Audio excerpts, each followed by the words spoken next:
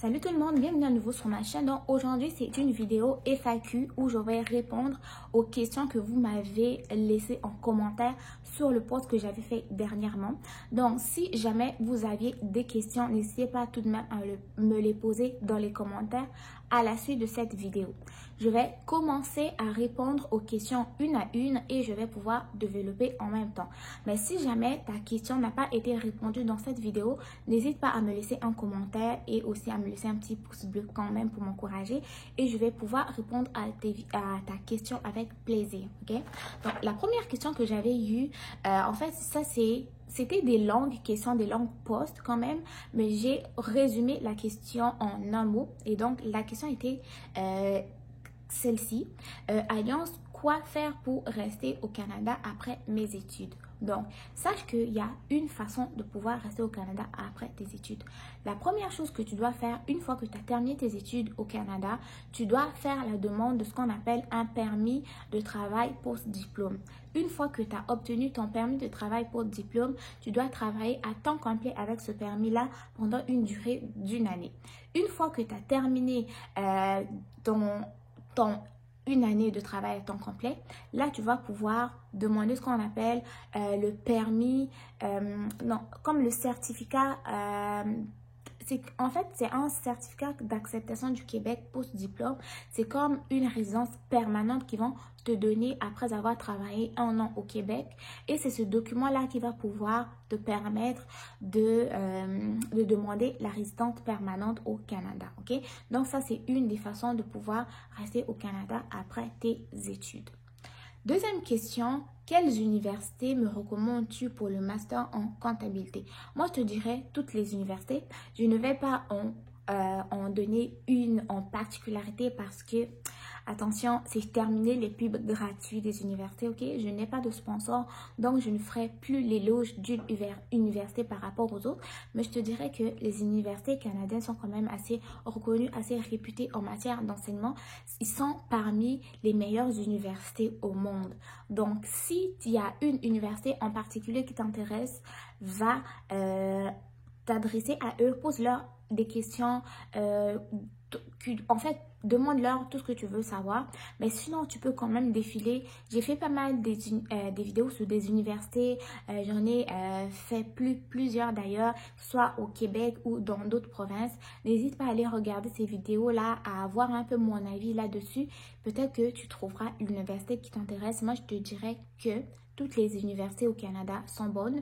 Donc, c'est à toi d'aller en choisir une en particulier en tenant compte, bien sûr, de la ville et aussi de la région, ok? Parce que les frais de scolarité des universités vont dépendre également de la région où l'université se trouve, de la ville dans laquelle l'université se situe, ok?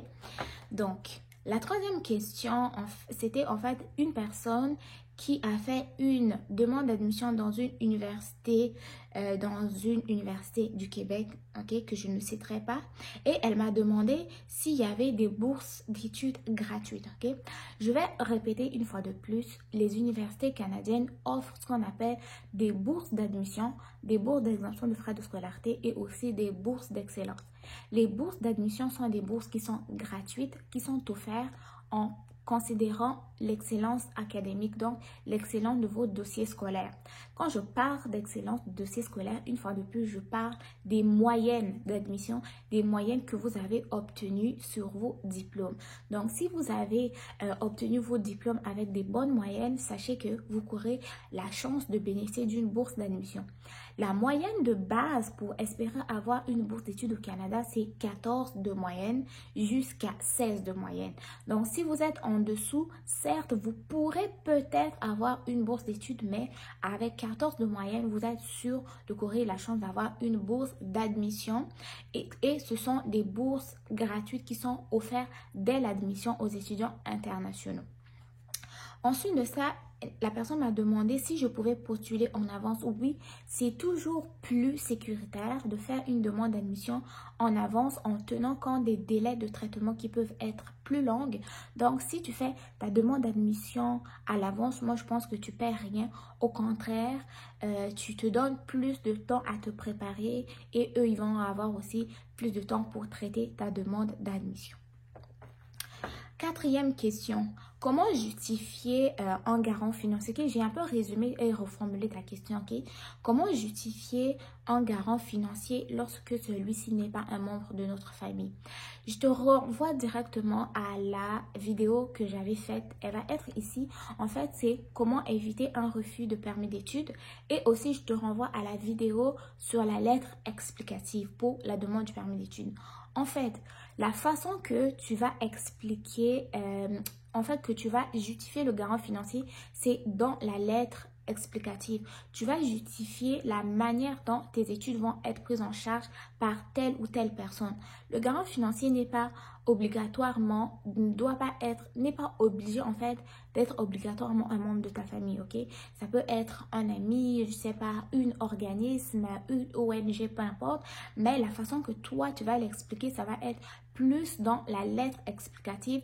C'est là que tu diras que, par exemple, mes études au Canada vont être prises en charge par telle personne, ok? C'est là que tu vas le justifier. Mais sinon, oui, le garant financier n'est pas obligatoirement un membre de la famille. La cinquième question était de savoir la durée de traitement de permis d'études. Quand on va vraiment sur le site d'Immigration Canada et Citoyenneté, ils ont établi que la durée de traitement d'un permis d'études équivalait à peu près à 13 semaines. Okay? 13 semaines, c'est quand même beaucoup. Quand on compte 4 semaines, c'est déjà un mois. Donc 13 semaines, allez évaluer vous-même, ça fait combien de mois? Sixième question, comment vérifier si nous sommes inscrits dans une université lorsque la demande d'admission et l'inscription a été faite par un cabinet d'immigration, ok? Toi aussi, j'ai comme résumé ta question. En fait, la manière où tu peux vérifier si vraiment une personne a fait une demande d'admission pour toi et une inscription pour toi, tu dois lui demander de te donner les coordonnées de ton intranet. L'intranet, c'est quoi? En fait, tous les étudiants ici au Canada, que ce soit au cégep, au centre de formation professionnelle et même à l'université, ont ce qu'on appelle des intranets. L'intranet, en fait, c'est un compte étudiant où les professeurs vont déposer des cours, où les professeurs vont aussi déposer tes notes des examens et en même temps où le service scolaire va pouvoir déposer tes reçus d'inscription, tes relevés de notes aussi. Donc, si tu es déjà inscrit et déjà admis, en fait, tu dois avoir des accès, les accès qui ont été donnés en fait par l'université où tu as été inscrit.